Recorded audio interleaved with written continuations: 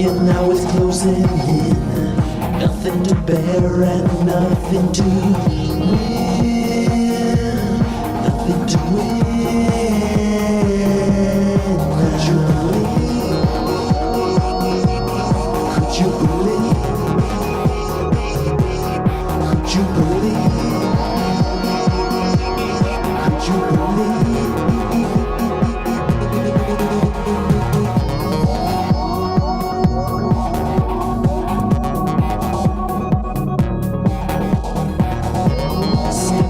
Fire, take my hand, I'll take you higher than you've ever been, than you've ever been.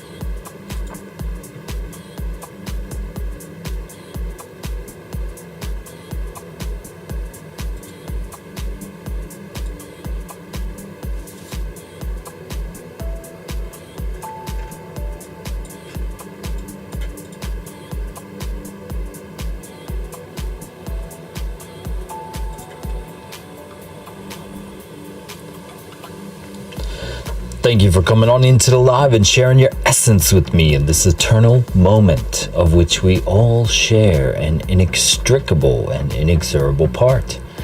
Thank you for doing your part, for coming on in each and every day. Let's go into the charts straight away, shall we? Bada bing, bada boom. Here we go. These lovely channels have been doing justice for the last 14 days now, so can't see why we can't keep them up. So let's just keep them where they are. Lovely way to always start the day looking at these, for me personally. So we're gonna go see what we did earlier this morning. We woke up about 7 a.m. my time, saw everything trapped in this nice manner, and saw that there was more liquidity above than below. We said this range in the noodle length and stacked amount above implies a slurp to the upside, perhaps, and we went up and grabbed those guys up above. I didn't get in. I had some meetings as my day job called for, and I didn't want to be trapped in a trade without being able to look at it, so I missed out on that opportunity. Funny how the 9 to 5 sometimes detracts from gains sometimes. I actually gave my boss some notice to reduce my hours. It was kind of interesting to see the reaction and conviction in my eyes. So yeah, that's pretty cool. So let's go into the liquidity pools of the heat map of high block. What are those? Well, that's when people lock their liquidity in the charts to be burnt to a crisp by the market makers because they refuse to use a stop loss. Fatality. Yeah, and they get burnt to extra toasty crisp. So this guy we were talking about for the last 2 days now at 28,728 got gobbled up. They did a little meandering first, grabbed this liquidity to knock off the table first, came back up here yesterday and came back down. We were suggesting that they come down to possibly this guy at 27.92. They knocked my runner out of the trade down here, so I'm not in any trade. So here's the proof in the pudding, not any open trades right now. We did cash that $417 from that trade out when we got knocked out with that runner though. So it was a win on top of a win. So we are good to go. And then it started to meander around here until morning when we put out that idea of it coming up to this guy, which it did. And now as we look below, I'm seeing with that news play that I don't pay attention to, that it brought in some liquidity stacked down below. So it looks like this 28.25 guy is going to get knocked out alongside his friend here at 28.15, just based off how the noodles are looking to the right here. There's more to slurp down here than above. Yeah, so it looks like that's going to continue down to this. We'll check it out as we keep going further. And that news play managed to bring some more into the charts for both sides with the instant wick whack up and down. And wick whack, patty whack, give a dog a bone. It looks like they're going down to these liquidity bones down here now. So you got that imbalance in longs by a billion or two on the 1 minute time frame. So let's go see how y'all doing in the chat. Boom, boom, nice. All right, nice. All right, so yeah, let's go to the higher time frame, see if anything's changed, shall we? And just keep it update in our brain as to where the pools of juiciness lie. All right.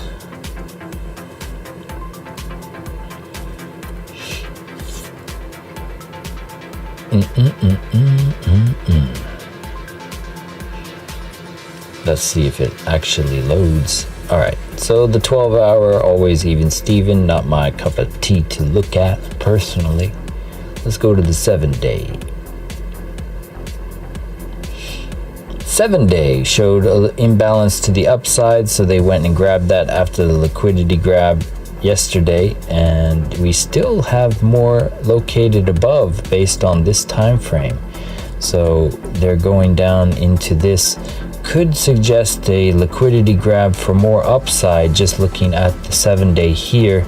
You do have some stuff down below here, but that's sparse for the taking in this immediate range. So we're gonna go with the imbalance to the upside on this. Go to step out from that internal to external liquidity range, and we'll see where it goes from there.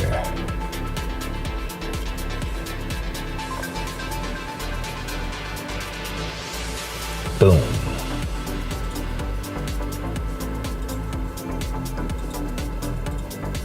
Let's load, shall we? What's with my connection? All right. All right. So this time frame as well looks like they're headed up to that 29.4 region we were putting out for a couple days now. This suggests up here at 29.4, 22 billion or 20 billion, with the 18 billion at 29.5 now, was previously 7 just 12 hours ago or so. So they've managed to bring another billion in up there, and this one has been caked up nicely, almost to 21 billions from 2 days ago. So they brought in another 2 billion with this, even with going up and down like this. So this looks like a target up to 29.4, if I do say so myself. And down below, a few billion here and there. Up above, they just knocked it out, so it's sparse on the way to that 29 billion. So they might be getting this 1 or 2 billion more down to 28k before they create a sentiment where the bears step in for them to grab it. Patience is the key for those entries. You don't want to be foaming into those bull flags. I wonder how many people put out their Mario flags this morning to see it whack their stop loss. You don't see me putting out stuff like that. No siree, Bob. So let's go ahead and see what's above here. It looks like the 3-month time frame is nice and juicy to the upside. You got 46 billion at 29.6, 45 billion 29.4. I'm still sticking to my guns on that upside movement. Let's see if we can find ourselves a long opportunity, ladies and gents. That looks like a clear imbalance to the upside right there. And if we go to the 6-month, yeah, you're getting that heat coming with a fury up to 29.4. 80 billion now, was previously 75 just a few days ago. 5 more billion up above here. 19 billion at 29.1 conservative players. So you could see that you don't see that much even at 13 billion in the conservative play below. So yeah, we're looking good for that upside momentum. We're chilling at 28.148 right now. Can we go a little bit lower into that golden pocket zone? We'll get into the fibs in just a moment. So we got the 68 billion at 29.6, the 70 billion at 30k. Wow, 30k is starting to stack up nicely here. 8 billion entering the charts here on the yearly time frame just above. Down below, you got 18 billion at 26.8, 16 billion at 27.2. and 24 billion at 28.8. So that imbalance in the immediate range is to the upside. So yeah, it looks like we are keen and ready for launch. Just got to go a little bit lower and scare out some longs and induce more shorts. Let's go right into the charts and go to that even Steven time frame, shall we? And go to the fibs. Hello, Mr. Diagonal Fib. And let's go to our regular fibs, our regularly fib scheduled program. So if we go into the range, I put a basic range up for you for that thing, and we're going into that 886. We had previously break it down out of this. I wasn't sure on entering on this, so I wasn't even doing anything just yet, but they recovered that entire vector. So this is where pattern traders would get a little bit confused, let's say, because they would be drawing their Mario flags here, right? And be like, ooh, smooth move to the upside, right? We can just go like this and go like that. Easy. Trading is easy. We could just go up to here. Wait, what's going on? So that's why I don't really rely on those structures myself personally. Yeah, liquidity is more of a science than patterns, I would say. So yeah, you're coming back into this vector. What is a vector? Well, the vector is that PVSRA strategy on volume, where they induce the model to reprice the algorithm to go grab some money, and then they come back to it to fill that void. It's the liquidity void. And that's why I drew this box over here. And if we go to a lower time frame, we can see that these voids are getting filled, and there might even be voids down below. Like down here, there's a void that has yet to be filled. So at 27,935, you could see a filling of that void and bounce off the filling of that pool down below. Now, if you want to be conservative in your fibs, you can draw an external range from this retracement. Whoops, let me delete that for now. So you could draw your fib from this wick to that tippity top point here, and that will give you a 618 bounce region, if you will, and you can coincide that with a fair value gap if you like. One fair value gap is down here, so we'll put that level on and go see if there's any liquidity down there to grab. 27,651 and 27,930. Let's go look at the liquidity once more. Blah, blah, blah. So zooming in, I think we might go live at this time. Let's give the big boys a run for their money, shall we? Like, so 28.25, we have 28.250. So we already knocked that out. Let me run this again.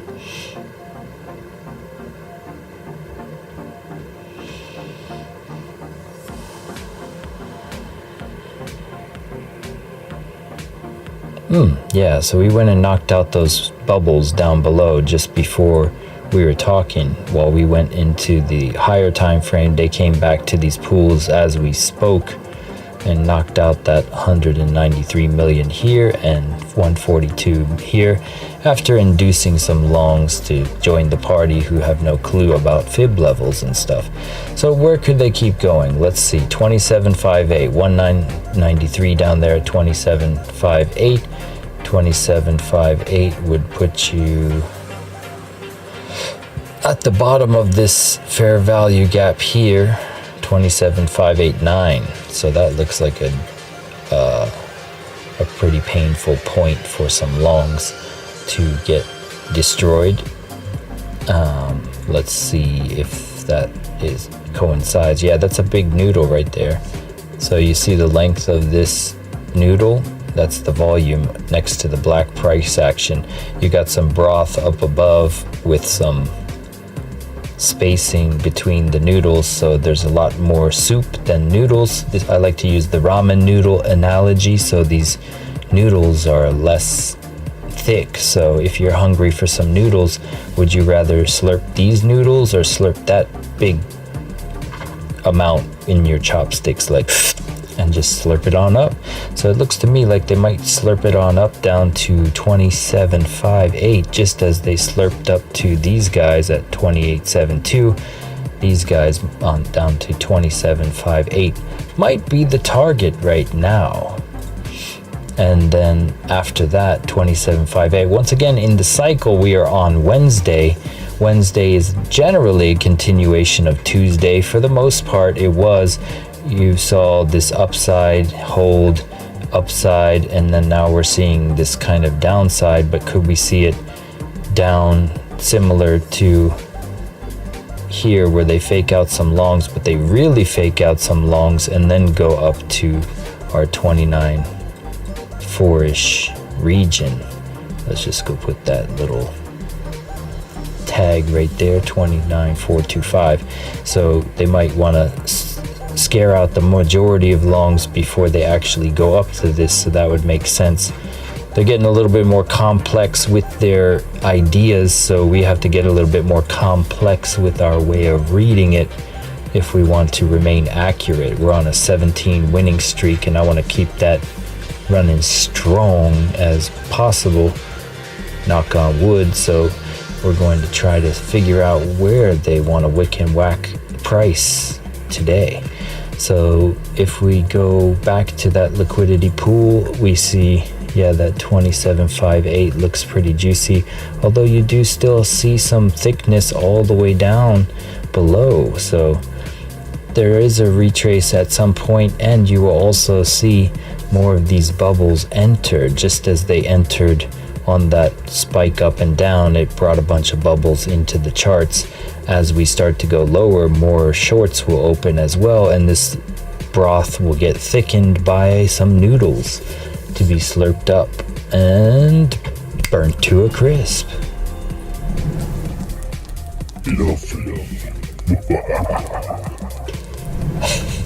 Yeah, so that's why you gotta wear a stop loss at all times and shield up, trim, shield, trim, shield. Just start fighting back against the market maker.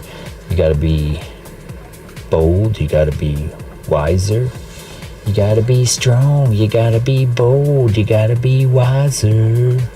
All right, so yeah, it looks like I know nothing here though. It could just spike up here, but we're just doing the levels as we do it. So this range of the golden pocket here may be going into that level, maybe seeing some little bounce, scalp down, then out. It is Wednesday and New York has brought some downside here, and they might have just played this down. Midweek reversals just around the corner. What does that mean exactly? If you consider this as just a sideways range, we've been trading the range within that range. So we're going to keep that fib there for now, but we're going to just prove a point by going from top to bottom here. And right now we're at the equilibrium point of this sideways range. If you just look at this as a range, premium is in the red up here. As we reach the 786 of this premium zone, we sell off down to the equilibrium and get some discount prices down below. This is why you think about premium versus discount. You don't buy a car as the price is increasing, you try to get it on sale to save yourself some money. That is just good economics. So trying to get something down here at the 236 level of this range at 27,687 or below is just the patient shopper's idea to think about in terms of buying and selling. So buys down below, sells up above in this sideways range. This is a local range by using these local tops and bottoms for those ideas to induce equilibrium. Now, you could use just your regular fibs for that, or you can use what people like to use as like a fixed range volume profile, right? Why do I like this more than the regular VPVR? Well, it's because you can be surgical with where you want it. So you can just do that local range, and that point of control was just around this 618 region. It doesn't happen to be the equilibrium, but that you can consider it the equilibrium of volume for that range, and we broke below it, and now we're in that equilibrium of the fibs level for that range. So we're going to that next target at 2884 by the looks of it, and that's how you can use these two. I tried to not throw them on my chart so much, even though I was using them before they became popular. But yeah, I'm a counter the herd trader in terms of what I throw on my charts. So that's just me. Yeah, so this is the 236 level discount idea for that local discount premium range. So that's why I was patient. I wanted this to come down more yesterday. So I was kind of, even though I put out the idea of them coming up here and it played out, it was a little bit too close to premium for my liking. So I didn't enter here actually. So yeah, I'm not sold on this either. I would like to see it come a little bit lower, please. That would be nice to see. And that is about it for the fibs. Let's go into our 0 point space. Hi there. How's it going? Good? Stop loss equals friendship. Yes, sir, Bob. That is true as can be. Need that stop loss. Interesting. I see. All right. Well, let's go back, shall we? There we go. So on Momentum Master, we were seeing the thinning cloud. I was talking to Rainier before the live just a little bit, trying to get some insight. Shout out to my man Rainier. Like Rainier was putting out some ideas about it going up and down, and it did. So he was on point with his ideas there, and we did it. So I just passed out, didn't even enter anything, but he saw it going up to go down. Man's in the zone. So here we go. We're getting some of the 3 time frames oversold here. It looks like it's the 15, the 5, and the hourly. 4 hours just getting started though, so I wouldn't necessarily consider this a idea based on the liquidity and fibs and just momentum of the 4 hour. Let's go to the 4 hour before we go above. One interesting thing to note, the 4 hour is thinning here, and we are coming back to kiss it in some fashion. Interesting. So are we coming back this to recharge in some way, shape, or form? And it continues at this point, ignoring all the other points we just mentioned, and this was enough for them. For me, I'm not sold on this, and because I can see a little bit more behind the curtain here. So could be wrong, but yeah, this wick down here might fulfill that entry and then get bought back up above the cloud too. But just something to note for the bullish idea, is this cloud holding or not? So you have an hour and 30 minutes to make that decision for this to be closing above the cloud or staying closed beneath it. Does that necessarily mean that it's down and out for good? You saw here that we inverse barred out of here, and we did call that inverse Bart for you as well, and we came out through the cloud strong anyway. So the clouds are only indications of trend reversal. What is this? The link in the description, momentummaster.info. You can go to the features, look at the trend cloud and read about it, or you can toggle all of the features and see how they look together for this nice indicator suite. So yeah, that's the trend cloud, and it's volume based and will tell you when trends are thinning, a reversal might be in. And conversely, when you bounce off the cloud, you might see it expand to the upside. So if it bounces off the cloud or closes above this thinning cloud here, you could see some sort of cloud bounce, as we call it. Interesting to note. So let's go start from the daily time frame while we wait for it to hit our levels down below. Daily time frame has been consistently rejecting against this adaptive moving average. You have these baselines above the price suppressing it, pushing it down, if you will. These baseline crossover event on the daily is telling you a potential shift. This is a leading moving average formula. You can go down to the features, toggle your baselines to read about it. I'm not going to read about it now. So basically you see this suppression occur before it occurs in terms of pushing down potential. So this is why I'm conservatively thinking about that 29.4 region as a spike up and potential maybe short opportunity of some kind, unless we can maintain this adaptive moving average.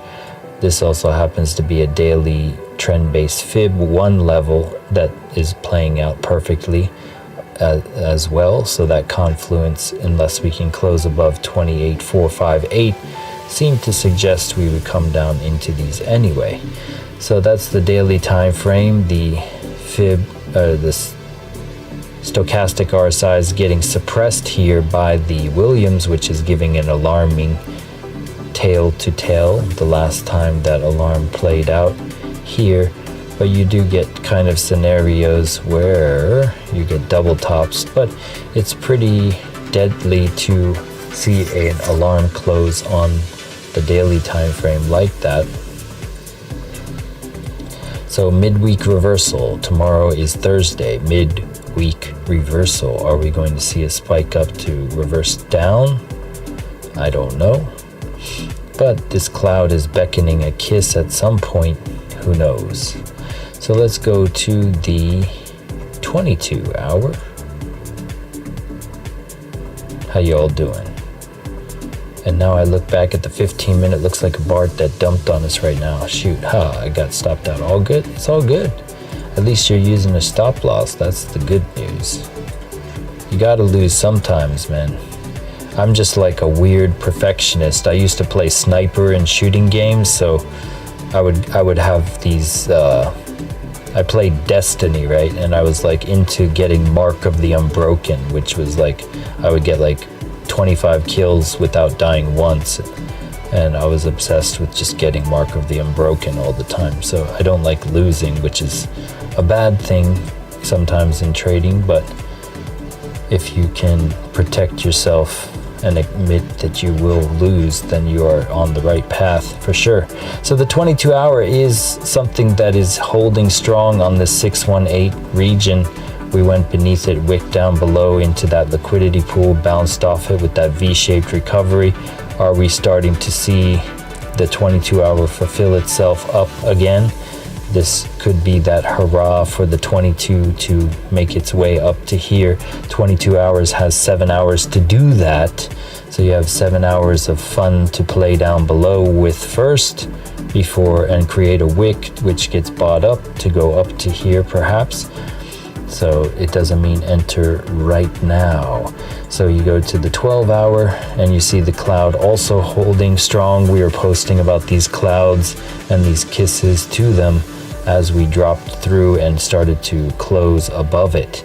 We were like, that's interesting to note. The V-shaped recovery is real, and we could be coming back into this to do a double tap, double bottom cloud checkup, whatever you want to call it.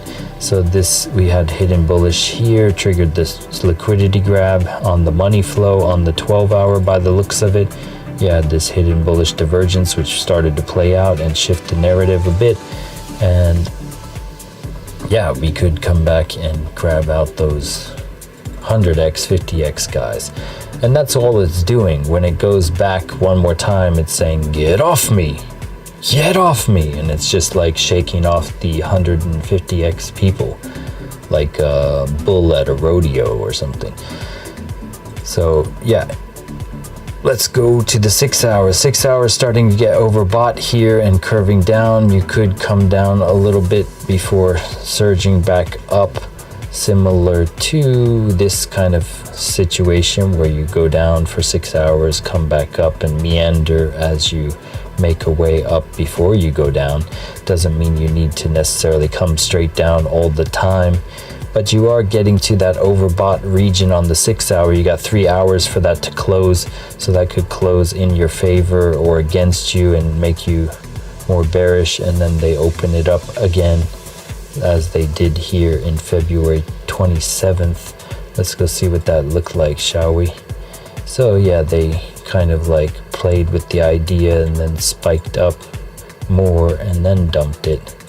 So yeah, these type of like meandering around overbought and then coming back up is not out of the question on the 6 hour. You want to really juxtapose that with the 12 and the 22 and all that stuff and what's it doing at that time. This is why we use multiple time frames, stochastic RSI, to save ourselves time as we look at that. So if we look at the 4 hour here on Momentum Master B and we flip on the multiple time frame stochastic RSI, the higher time frame would be the daily, the lower time frame would be the hourly. So let's see what that looks like, shall we?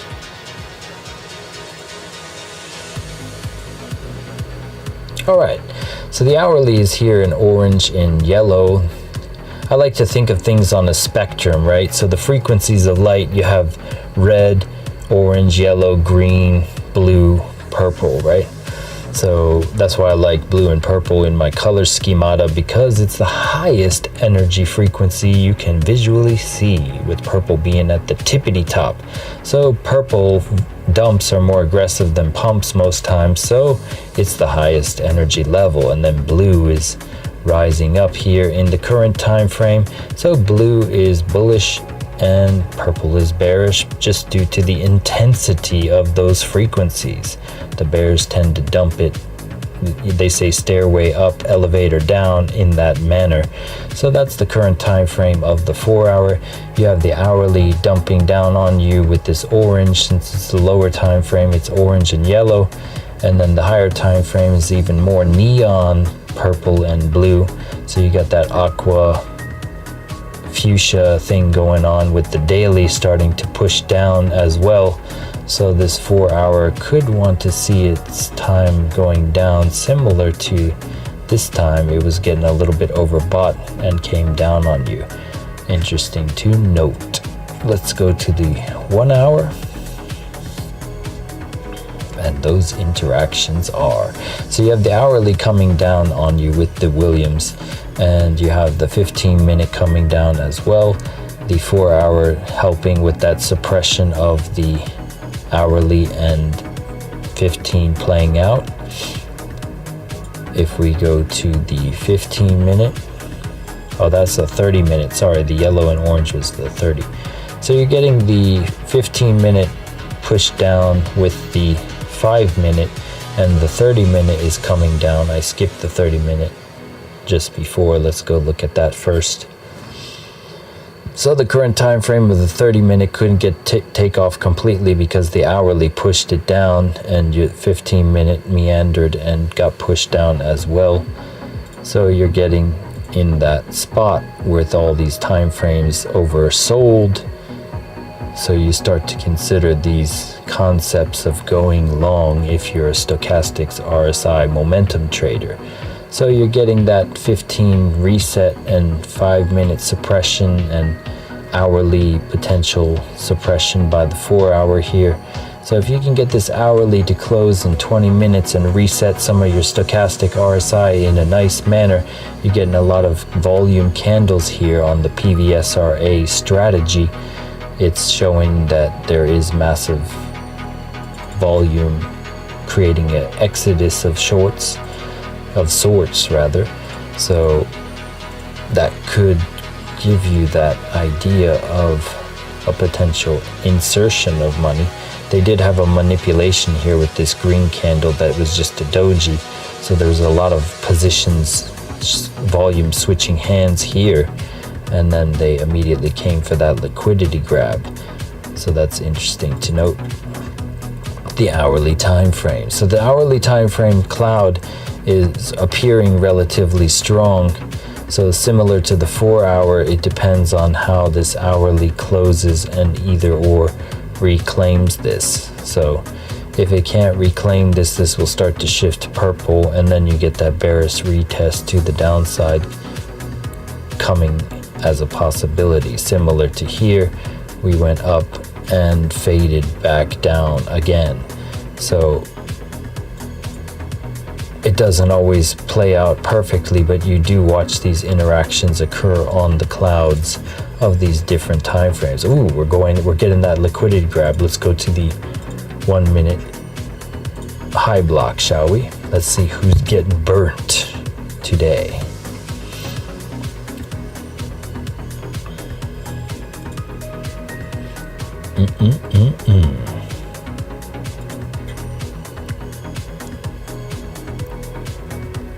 Okay, so let's see. So we're getting more of these little bubbles enter here and there. Still looks like the target down below is viable. 2768, 2758. These guys should consider taking that L before it comes for them, but most people don't think about that. So let's go back to where we were talking about the cloud and whatnot. This also coincides with the bottom of the Keltner channel. What is the Keltner channel? Well, it is a ATR based channel which When you reach the outskirts at the top, you should consider going short. And when you reach the outskirts of the bottom, you can consider going long on whatever given time frame. And you coincide that with the outskirts of multiple time frames with the multiple oversold ideas, and you are good to consider whatever position you may. So if you're at the bottom of these on higher time frames and lower time frames also happen to be at the bottom, maybe you will see an upside. And conversely true if you're at the top. Consider this a conservative Bollinger Band. It's based off the true range and volume and stuff like that. So it's a little bit more accurate and tight. I like tight pivots and tight stances. I like to be able to defend my position well, and I don't like wide-eyed claims and dreams about stuff that may or may not be true. I just want to take it one momentum shift at a time. So, yeah. Getting a little bit of a bounce off that 236 level for the bullish fib idea. That's interesting to note. Somebody entered off of that idea right there on someone's liquidity. They were disguising their position on the 236 of that trend-based fib, which also coincided before here. So somebody re-entering a position perhaps. These green, no, it's no volume though. There's no volume behind it, then you can kind of ignore it sometimes. So I think that's pretty good for levels for now. So looking at these regions below for potential longs in that kind of local range of this idea since Wednesday. Now, if you want to go back to pools that are on a bigger range, then you go to this idea from March 18th to now. And we are, that's where we're getting that bounce, the point of control on this range. So we're attempting to see a defense of this volume profile here.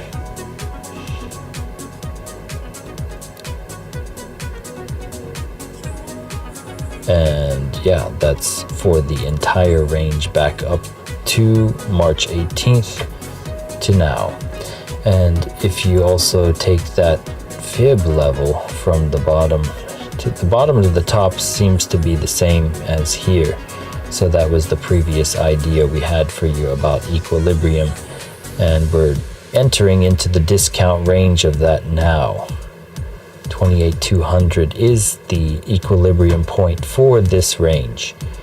So yeah, it looks like we just wait to see how the stochastic holds. We'll hang around to see that with you. Whoops. Let's go take a look at the S&P from yesterday's projection of the M pattern, shall we? Looks like the M is playing out. Weird that we put that out and it just started to do it. So we're getting that crossover event on the 4-hour as well.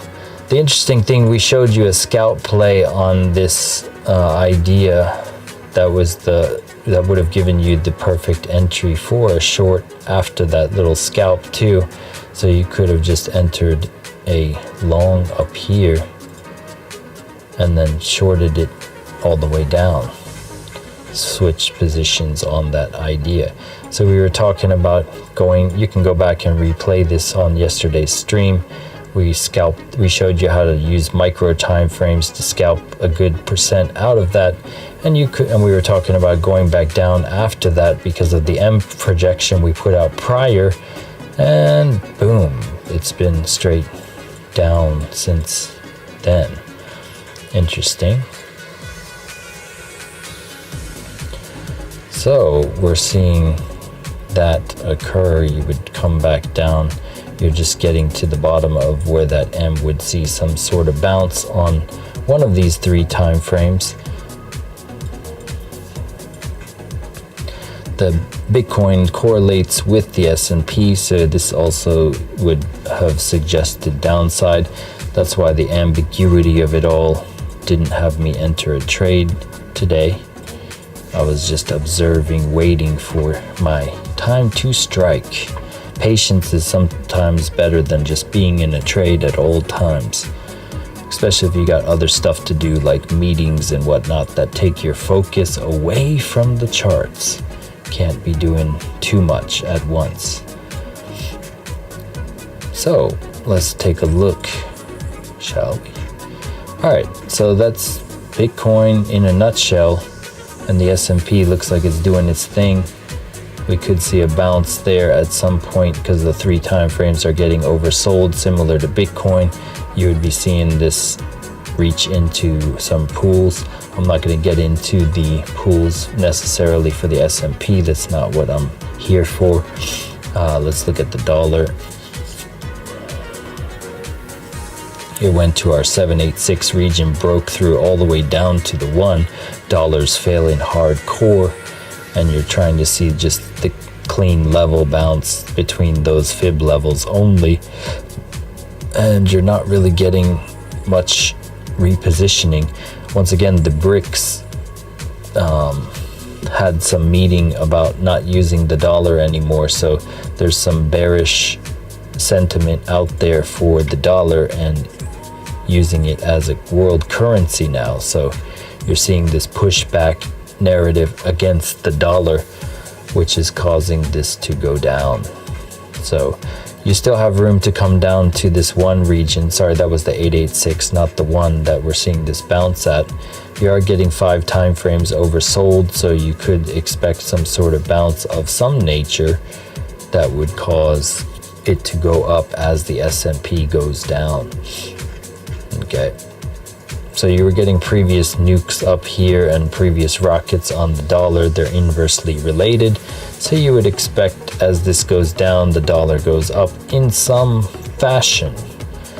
So that's, I'm not going to put out a projection necessarily. Let's see, you are getting a crossover event, so you could have like a shoulder, head and shoulder out of here of some kind. So you'd be looking for like kind of a rise up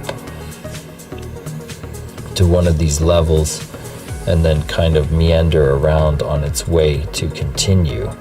Where does that take you? You're already overbought on the 15, so this may not even get you above the 706 region. But ideally, if you were going to see a long that was more produceably long, it would be somewhere in this region. If not, you would get it rejected on here and come on down for some potentially more downside and going down to here. So it's all about respecting your fib levels. You can draw like a fib from this range from top to bottom on the 4 hour and just check it out as it goes through. And this is how you would trade Fibonacci alongside Momentum Master and trading the scalping the range. So you could see it come up to here. It could even come down to there to fake out and go higher. 6.5, 706, something like that, maybe.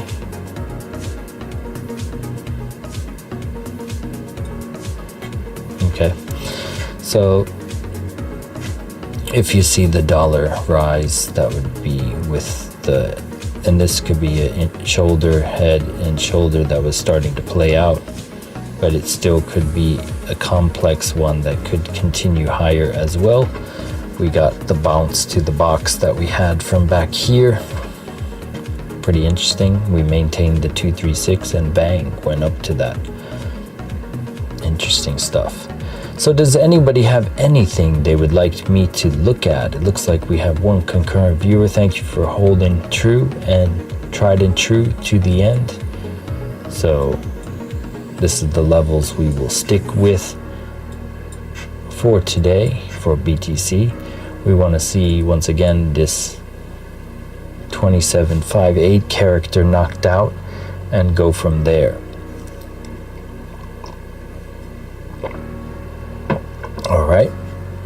So I think that's it. That's my story, and I'm sticking to it. Once again, thank you for coming on into the live and sharing your essence with me in this eternal moment of which we all share an inextricable and inexorable part. Thank you for doing your part, for coming on in, and I will catch you on the flip side. Peace.